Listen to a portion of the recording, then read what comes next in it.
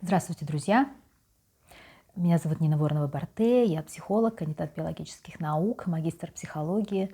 И вы на моем канале, где я рассказываю о расстройствах пищевого поведения. Сегодня буду рассказывать о катастрофическом мышлении. Катастрофическое мышление – это то, что, как правило, присутствует у людей с расстройством пищевого поведения, то, что для них характерно. Две вещи – катастрофическое мышление и черно-белое мышление, так называемое, это прямо общее место для людей с РПП. Черно-белое мышление – это мышление по принципу «все и ничего», либо я молодец, либо я полное ничтожество, либо меня любят все, либо я чувствую, что меня все ненавидят, либо у меня должно все получаться, либо я полное барахло. Это так называемое черно-белое или дихотомическое мышление. Катастрофическое мышление – это немножко другая история. Чтобы рассказать, что это такое, я расскажу, что всего бывает 3 типа катастрофического мышления. Ну, так можно выделить. Возможно, можно выделить больше, я не знаю. Я предлагаю 3. Первый тип катастрофического мышления – это когда человек говорит, произойдет что-то ужасное. Произойдет что-то ужасное. Причем не просто вот я вообще чувствую, что произойдет что-то ужасное, потому что если я вообще чувствую, что произойдет что-то ужасное, это тревожность, это высокий уровень тревоги. Речь о том, что я пойду на экзамен, и я все забуду, и произойдет что-то ужасное. Я пойду на собеседование на работу, и я опозорюсь. Я выйду перед классом, буду стоять как полная дура, и все будут надо мной смеяться. Я пойду на свидание, он увидит меня, подумает, боже, какая страшная, и скажет, фу, ужас, и сразу же уйдет. То есть что-то вот в таком роде. Произойдет что-то ужасное. Второй тип катастрофического мышления – это произошло, что-то произошло, и это ужасно. То есть начальник вызвал меня и сказал мне, что я плохо работаю. Это ужасно. Муж ходит какой-то недовольный. Это ужасно. От меня ушел клиент, теперь у меня не будет денег. Это ужасно. Это второй тип катастрофического мышления. Третий тип катастрофического мышления – это когда будущее в принципе не кажется вам сулящим что-то хорошее. То есть когда в будущем просто по определению там что-то ужасное. То есть вот 3 типа. Произойдет что-то ужасное, что-то произошло, и это ужасное, и в будущем что-то ужасное. Вот такое вот просто будущее – это что-то ужасное. Причем в первом случае, когда произойдет что-то ужасное, мы в основном думаем об этом ужасном. Когда что-то произошло, и это ужасно, это воспринимается как ужасно. То есть оно уже вроде произошло, и мы уже вроде выжили. Но воспринимается это, тем не менее, как нечто ужасное. Там есть мысли, плюс какое-то бессознательное, вытесненное ощущение вот этого ужаса. А в третьем случае, когда в будущем нас ждет что-то ужасное, тут чисто, тут даже невозможно сформулировать мысль. Здесь есть чистое ощущение. То есть вот 3 как бы уровня: мысленный, когнитивный, мысли плюс ощущение и чистое ощущение.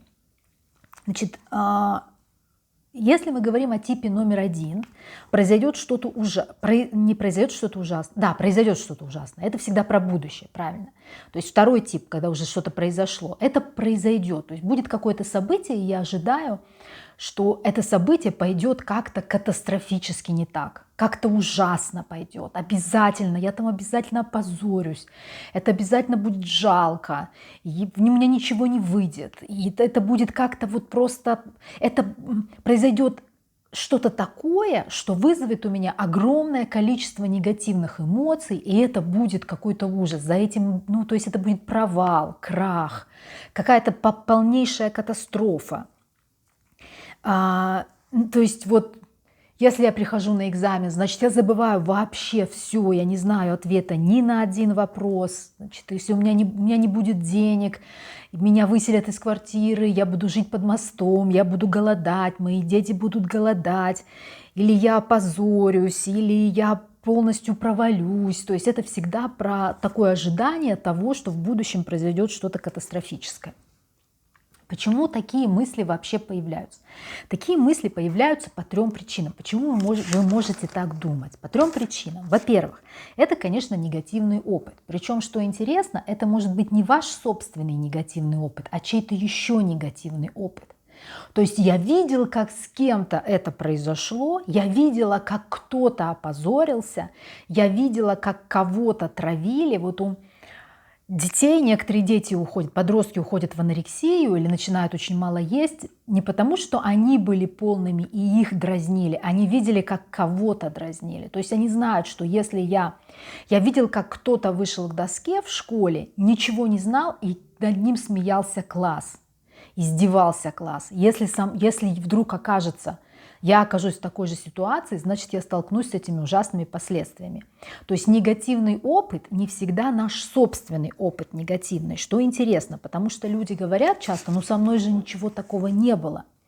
С вами ничего такого не было, но, возможно, вы были наблюдателем чего-то подобного. И ваша система опасности, которая существует в вашей нервной системе, она запомнила эту ситуацию как опасную.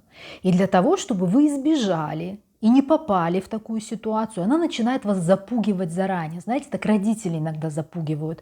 Смотри, упадешь, смотри, будешь там как дура, смотри, ничего не знаешь, поставят 2, тебя из школы выгонят, тебя из университета отчислят.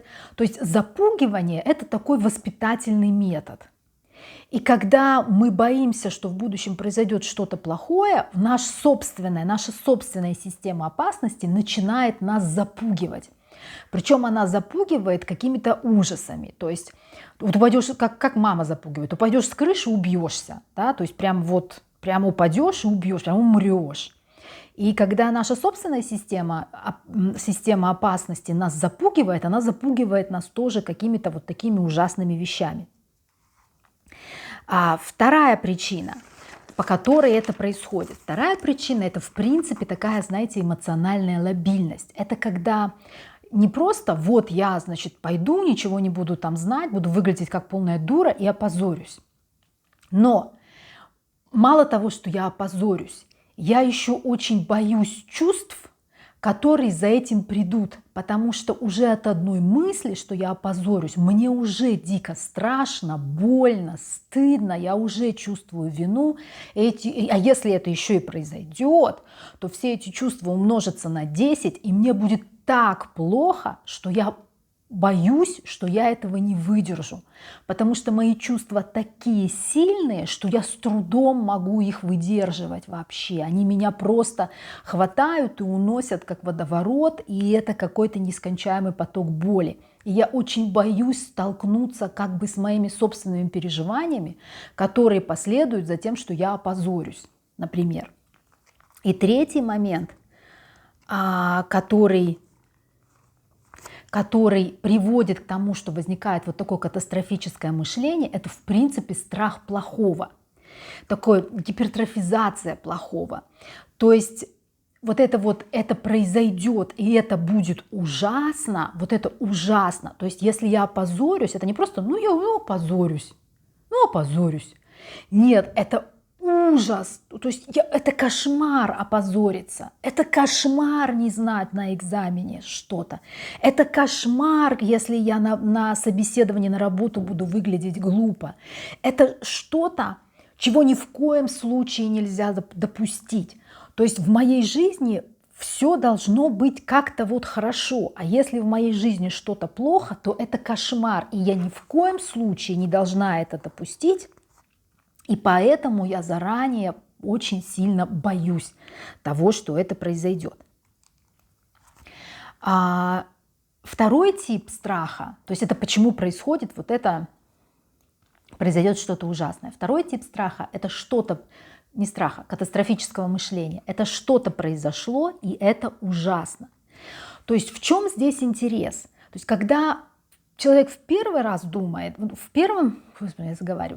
когда в первом случае человек думает, что я опозорюсь, и это будет ужасно, у него как-то, это прям воспринимается как действительно как катастрофа. Тут уже что-то произошло. То есть вы уже опозорились. Или вас уже отругали на работе, вас уже там отругали в школе или университете, вы уже поссорились. Это уже произошло. Вы не умерли. Вы знаете, что вы как бы, что вот, все произошло. Вот она я, вот она живая вроде, дом не рухнул, да, то есть какой-то катастрофы не произошло, мы не провалились в какие-то тартарары. Но все равно это событие переживается мучительно, и это все равно ужасно. То есть это вот возникает вопрос, почему так происходит, почему это ужасно? Потому что это никогда, вот в таких случаях катастрофизация, это не конец истории. То есть произошло что-то ужасное, но это не катастрофа. Катастрофой будут последствия. То есть там всегда есть продолжение истории. То есть меня наругал начальник, они поймут, что я плохой работник, они меня уволят, мне нечего будет есть, меня выгонят из квартиры, я буду жить под мостом, мои дети будут голодать, я умру. То есть мы поссорились с мужем, он поймет, что я плохой человек, плохая жена, он меня не любит, он меня оставит, я больше никого никогда не найду, я останусь одна, от меня все отвернутся, я умру в одиночестве. То есть там всегда есть продолжение истории, и в конце обязательно мы все умираем. То есть если в первом случае, когда что-то ужасное произойдет, и я умираю погребенный под этими чувствами, которые нахлынут на меня, когда это произойдет, то во втором случае я тоже умираю, но я умираю в результате того, что это событие будет иметь длительные последствия, в результате которых я остаюсь один и обязательно тоже умираю. То есть неизбежно умираю. Но не потому, что просто вот тут я уже не умерла как бы. Мы уже поссорились с мужем, и я уже не умерла. Меня уже наругали на работе, и я уже не умерла. Но это не все. Там еще, вот, подождите, я уже начала этот путь к своей как бы смерти, я уже начала этот путь к своему краху, я уже где-то иду по нему, и поэтому меня посещает вот это ощущение надвигающейся катастрофы и связанного с ней ужаса, с этой катастрофой. Почему это происходит? Почему мы простраиваем такие цепочки, где в конце мы обязательно умираем? То есть в первом случае мы просто боимся, ужасно боимся наших собственных эмоций, и во втором случае мы ждем, что с нами произойдет что-то плохое потом, как следствие. Важное не сказала. Когда мы в первом случае, когда произойдет что-то ужасное, в будущем, да, и я сейчас очень боюсь, я очень со страхом жду, что произойдет что-то ужасное.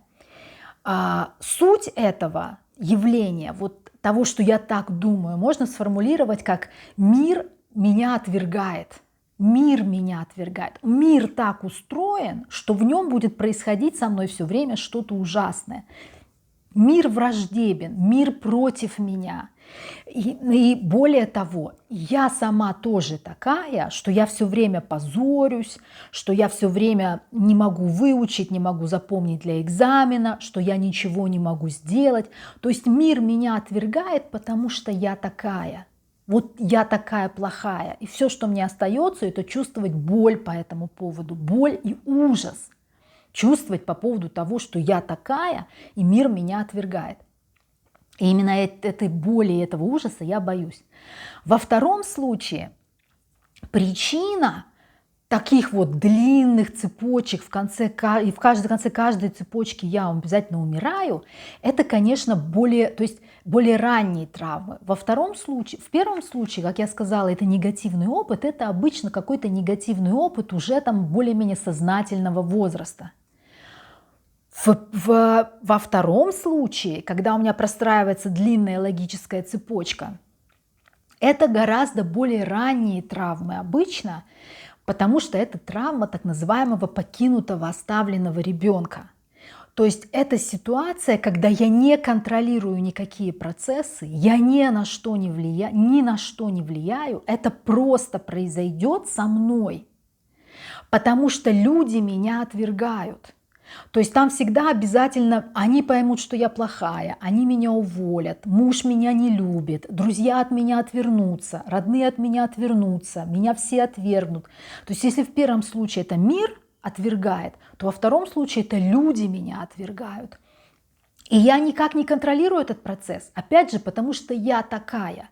Я такая, которую люди отвергают. Я что-то такое допустила опять.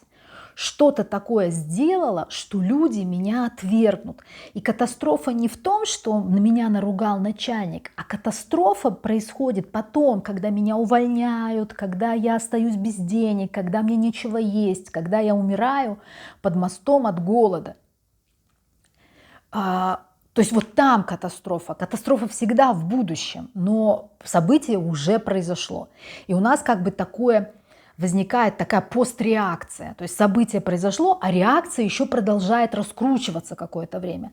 То есть если в первом случае человек все-таки не опозорился, а как-то дошел до этого там экзамена и как-то его сдал, он такой фух, все, боимся теперь следующего этапа. Во втором случае, когда произошло что-то плохое, это реакция еще раскручивается. У людей с расстройством пищевого поведения это приводит к обострению проблем с пищевым поведением, к перееданиям, к срывам, к голоду. То есть что-то происходит, что в будущем появляется вот этот вот ужасный, пугающий меня объект. И для того, чтобы справиться со своим ужасом, я начинаю вот эти все истории с едой, там, срываться для того, чтобы снять напряжение, переедать, чтобы успокоиться, как-то утешиться, привести себя в чувство, или голодать, потому что голодать – это универсальный способ справляться вообще со всем. Что бы в твоей жизни ни происходило, какой бы ужас ни происходил, кто бы там тебя не отвергал, похудей. Это решение всех проблем, прям первая реакция. Вот. Сейчас я дам, почему вот эти ранние травмы, вот эти покинутые дети, почему в итоге мы обязательно приходим, что значит вообще покинутый ребенок? Это когда ребенок плакал, да, например, а к нему не подходили, когда его потребности не удовлетворяли, и когда в какой-то момент, причем это не обязательно младенчик, это может быть там ребенок, ну вот, до того возраста, пока он не может сам удовлетворять свои потребности, как физические, так и эмоциональные, то есть там, ну, достаточно, не знаю, точно какой-то дошкольный возраст, до 4, до 5 лет. То есть это когда ребенок сам ничего сделать не может, удовлетворение его потребностей зависит от других, он сам ничего не контролирует, и он четко понимает, что он жив, пока к нему хорошо относятся.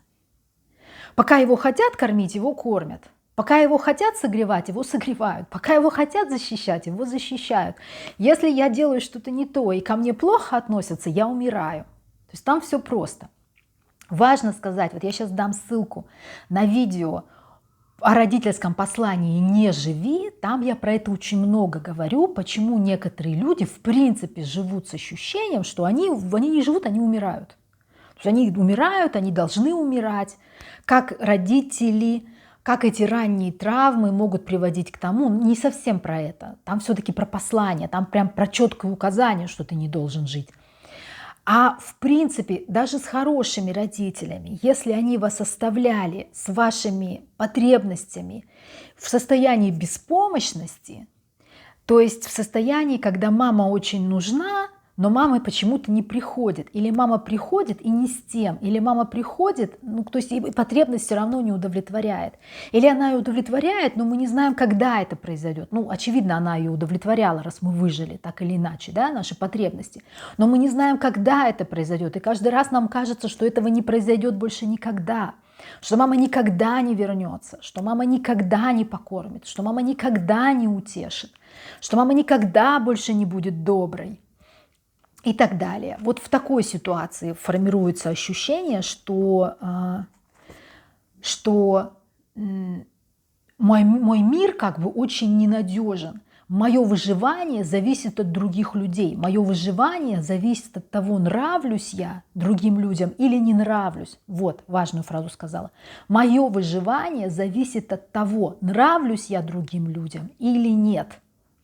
И, конечно, сюда же идут все дети, которые не чувствовали себя в детстве любимыми, не чувствовали себя в детстве нужными и не чувствовали, что они нравятся своим родителям. Например, потому что они подвергались критике очень массивной, активной. Они, как тяжело думать, что ты нравишься своим родителям, когда тебя критикуют, когда тебе все время объясняют, что ты какой-то не такой. Ты фактически, что такое критика? В критике нам говорят: ты мне не нравишься.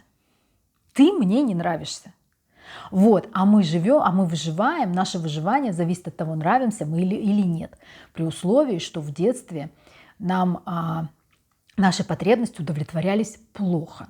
По какой-то, неважно по какой причине, мама была в депрессии, мама болела, мамы просто не было рядом, мама была не сонастроенная и не очень понимала, что нам надо, мама считала, что ребенок должен лежать, плакать и сам успокаиваться и так далее, и так далее.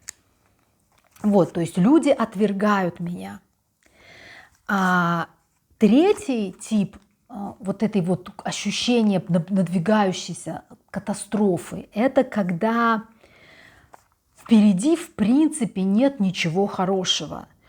То есть вот как одна моя клиентка сказала: впереди обрыв, там какой-то обрыв, пустота, там ничего нет. То есть там какое-то небытие. И на самом деле это очень-очень распространенная вещь. Вот я сейчас прошу вас всех к себе прислушаться, потому что многие люди живут, не осознавая, что они так себя чувствуют. Вот когда здесь дело даже не в том, что впереди меня ждет что-то плохое. Вот когда впереди меня ждет что-то плохое, это, как правило, про депрессию. То есть депрессии бывают разные, они бывают такие тяжелые, клинические, когда мы вообще лежим, свернувшись калачиком, и смотрим в одну точку, прям такие депрессии. А бывают депрессии так называемые маскированные или латентные, когда в принципе у нас все хорошо, мы функционируем, у нас все нормально, но вот настроение немножко пониженное, просыпаться не очень хочется, как-то вот плаксивость какая-то. И вот будущее представляется каким-то безрадостным и мрачным. То есть это может быть депрессия. И тогда нужно идти к врачу, нужно идти за антидепрессантами, нужно идти в терапию, разбираться, в чем причина. Депрессия бывает, как раньше говорили, эндогенная и экзогенная. Эндогенная депрессия — это когда у вас биохимия нарушена, и там ничего не сделаешь, кроме как пытаться таблетками это все зарегулировать. Ну, то есть как-то вот гены у вас так сложились, вот вы в генетической лотерее в этом случае не выиграли, и вот вам не хватает каких-то нейромедиаторов, какая-то у вас там разбалансировка. А бывает экзогенная депрессия, когда есть какая-то неудовлетворенность жизнью, когда что-то не так в жизни, и тогда надо идти к психологу и вместе с ним разбираться, как это все как бы в вашу жизнь в порядок приводить, как это все решать. А есть другой тип. Это когда человек как будто будущего не видит. Он как бы знает, что оно у него будет. Ну, там вот я живу, ну, как-то буду жить. И вот если задать такому человеку вопрос: где вы видите себя через 5 лет? Кем вы видите себя через 5 лет? Он такой: ну, наверное, как-то, не знаю. Ну, то есть нет видения себя в будущем. Там какой-то туман. Там что-то все время ускользает. Там вроде и пытаешься подумать как-то, а какой будет моя жизнь, правда, через 5 лет? И все время натыкаешься на какую-то вот такую расползающуюся, какую-то такую стену, какой-то морок постоянно, и там нет никакой ясности. Как будто впереди ничего внятного нет. Интересно, что у таких людей часто и позади ничего внятного нет. Они как будто сегодня утром родились. То есть нет ощущения, что вот у меня там была жизнь, вот у меня было то, потом было это. То есть это такой человек, он такой застрявший в сегодня. Не в том смысле, что я всегда говорю, там, живите сегодня, живите сегодня. Нет. Когда мы живем сегодня, у нас есть прошлое, у нас есть будущее, но наш фокус внимания находится здесь. А это люди как будто без прошлого и без будущего. Они как бы знают, но они там помнят что-то, а многие не очень помнят.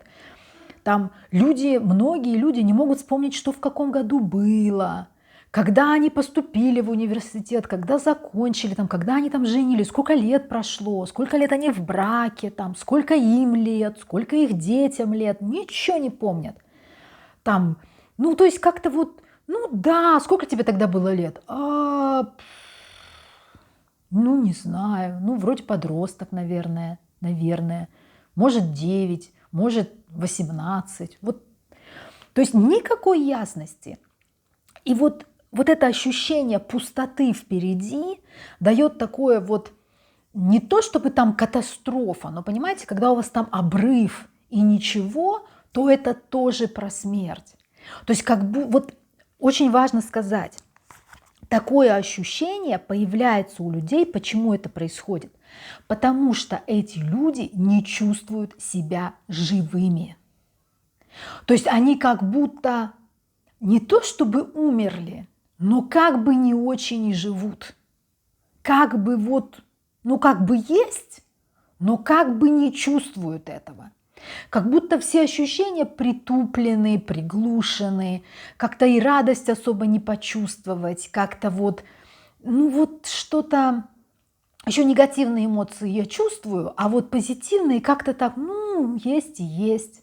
Нет ощущения «я живая, я живу, как же классно». Если оно появляется на 5 секунд, то потом оно снова куда-то исчезает. И вот эта невозможность представить свое будущее – это очень-очень четкий маркер людей, у которых нарушено ощущение жизни в принципе. Еще вот это вот нарушение ощущения жизни с чем может быть связано? С диссоциацией. То есть вот это то, что я описываю сейчас, когда люди не видят будущее. То есть депрессия и диссоциация. Когда люди не видят будущего, не видят прошлого, это диссоциация. Это когда как будто ты, как это сказать, ну как-то не вовлечен, как-то не совсем участвуешь, как бы есть, как бы со стороны смотришь, но как бы не совсем вот внутри находишься. Вот какой-то город вокруг тебя, какие-то события, ты куда-то идешь, ты в чем-то принимаешь участие, но как будто ты так немножко изображаешь это все. Изображаешь свои эмоции с этим, ну как будто так немножко вот. Ну, здесь надо порадоваться, здесь надо вот как-то, а это, наверное, интересно, а это то, что делают люди. И ты все это тоже делаешь, но при этом не чувствуешь себя в процессе, не чувствуешь, что ты это делаешь, не наслаждаешься этим. Вот. И вот, допустим, у вас это так. Вот, допустим, у вас есть какой-то из этих 3 типов катастрофического мышления, и вы спрашиваете, что с этим делать. Вот я сегодня даю 3 техники, причем 2 из них когнитивные, а 3 такая, я даже не знаю, с какого она направления, ну, когнитивные, это на самом деле техники из терапии, ориентированной на решение.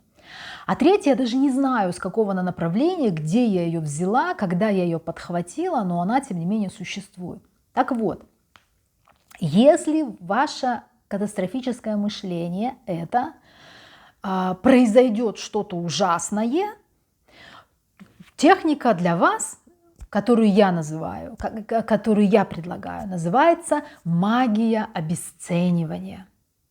Но на самом деле это не обесценивание, не про обесценивание, это про шкалирование. Техника называется шкалирование. Что такое? От слова шкала. Что такое техника шкалирования?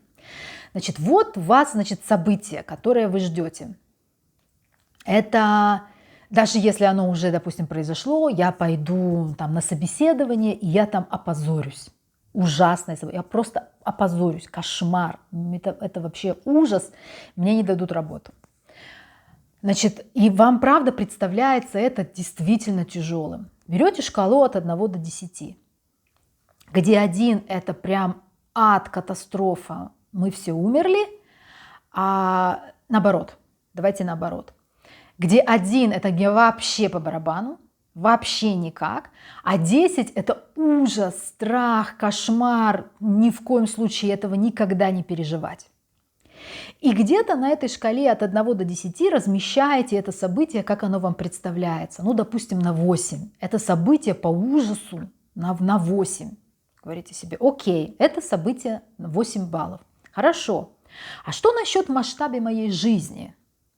Отходите назад и смотрите на вашу жизнь.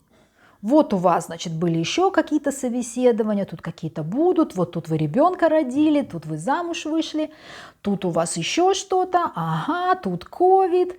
Так, а если в этой шкале от единицы у меня все прекрасно, у меня все хорошо, да катастрофа, кошмар, на нас летит астероид, и мы все умрем, где на этой шкале тогда находится мое событие, я опозорилась на собеседовании?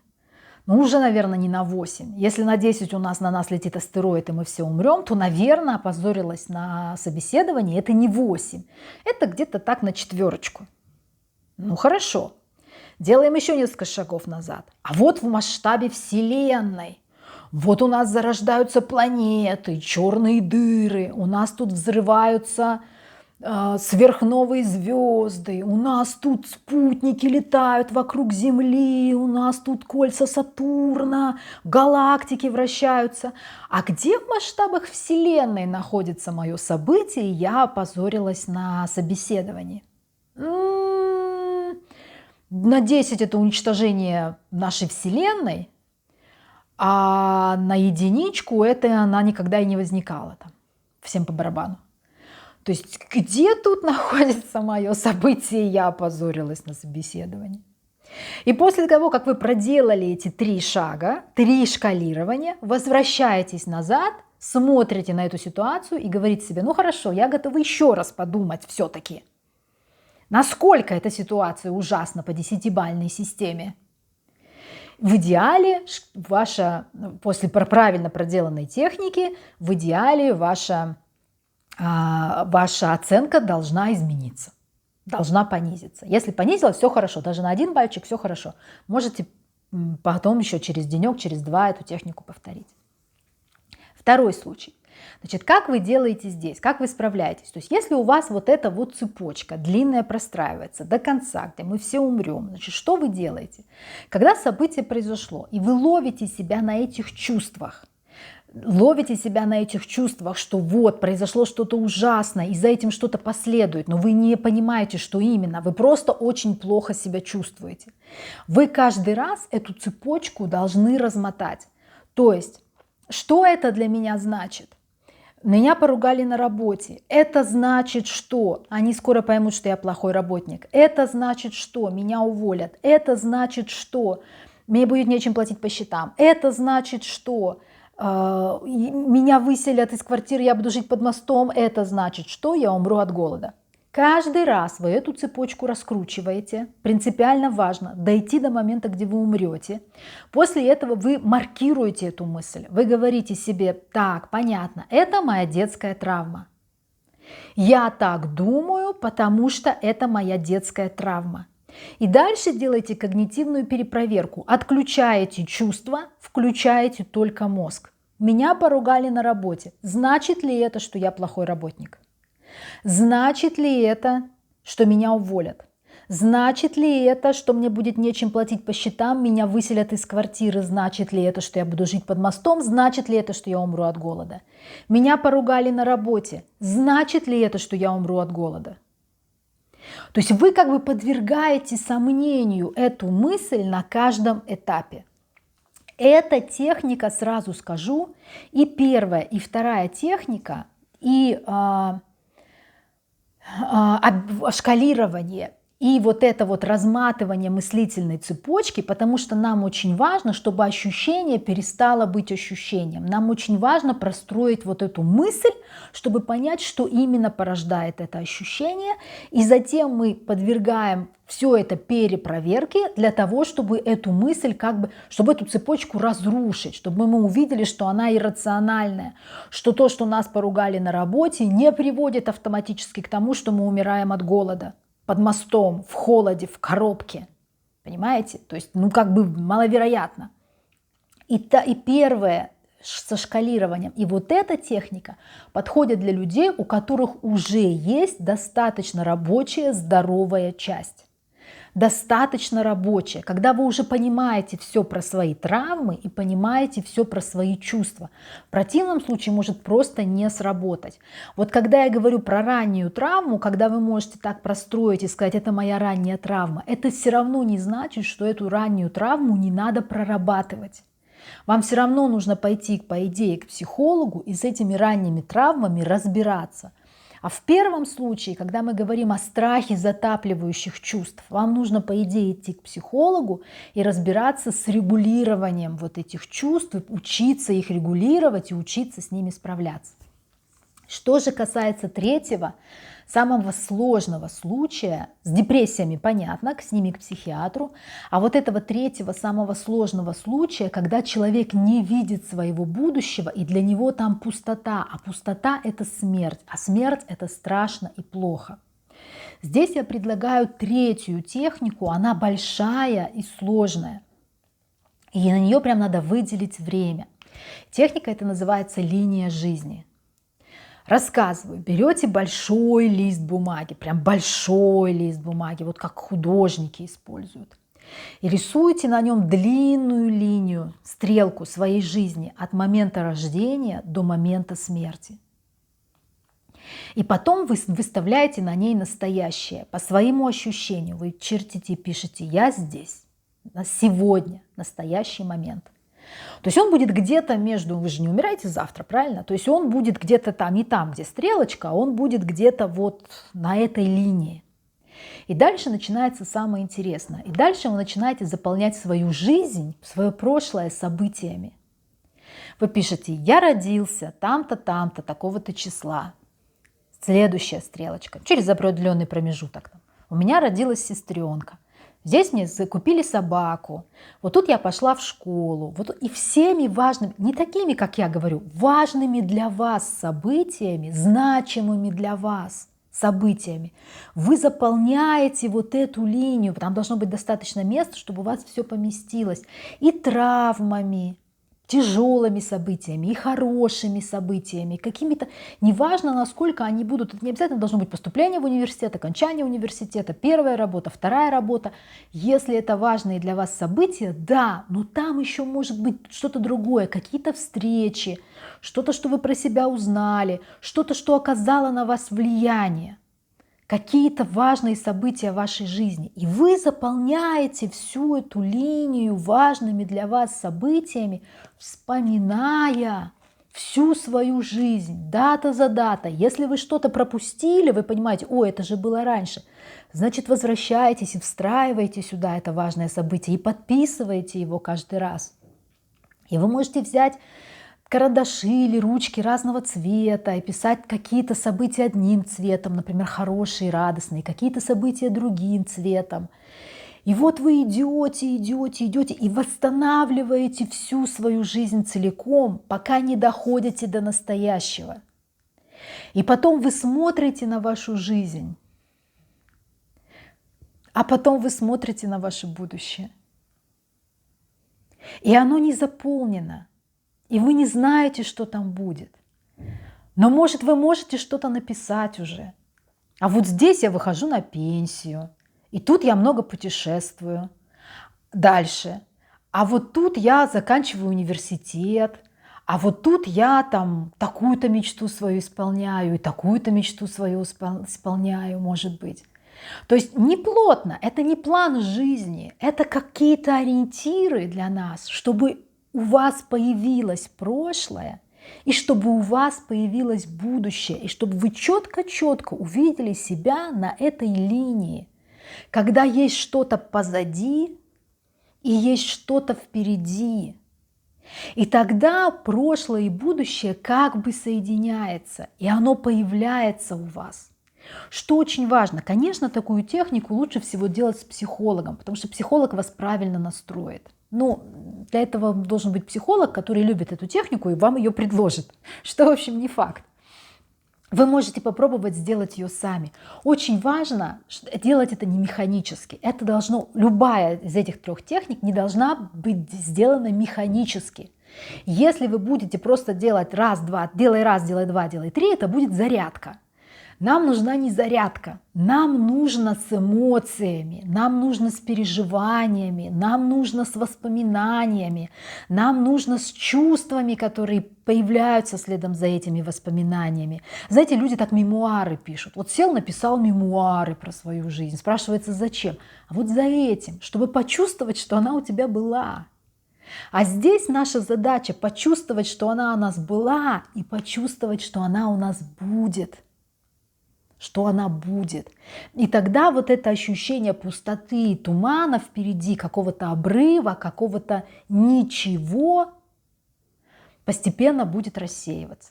Вы почувствуете, вы поймаете себя на том, что будущее начало прорисовываться, и что будущее не мрачно, и что будущее не пустое и мертвое, а что там что-то есть. И что у вас что-то было. Ощущение, что у вас была жизнь, дает вам ощущение, что вы живете. Вот. 3 абсолютно разные техники. Кстати, не совсем абсолютно разные.